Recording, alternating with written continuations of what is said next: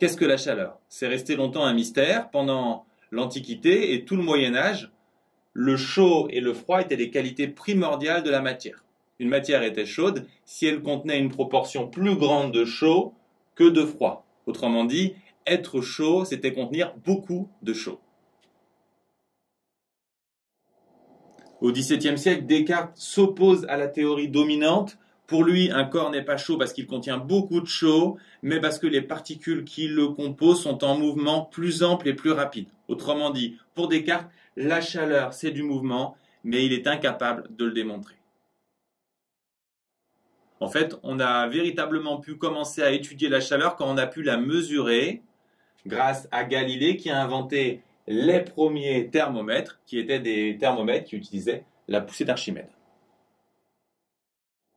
Ceci a permis à un médecin et chimiste écossais, Joseph Black, de montrer qu'il ne faut pas la même quantité de chaleur pour élever d'1 degré des corps différents.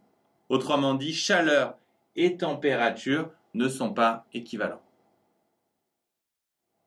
Le physicien anglais Joule a fait des mesures tellement précises de ces quantités qu'il a donné son nom à l'unité de mesure des énergies.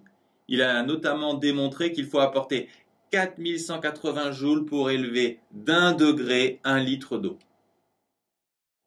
Comment il a fait? Il a agité de l'eau et il a mesuré l'énergie mécanique nécessaire pour élever l'eau d'1 degré, démontrant que Descartes avait raison, la chaleur c'est du mouvement. Mais ce mouvement de la matière est resté invisible jusqu'à la découverte d'un biologiste, Braun, qui étudiait les pollens. Il les observait au microscope dans de l'eau et il a découvert que le pollen remuait inexplicablement. Il a d'abord pensé qu'il avait découvert la molécule originelle de la vie, mais en réalité c'est le mouvement des molécules d'eau qu'il avait découvert, le mouvement brownien, qui explique la température. En fait, plus le mouvement des molécules est grand, plus la température est élevée.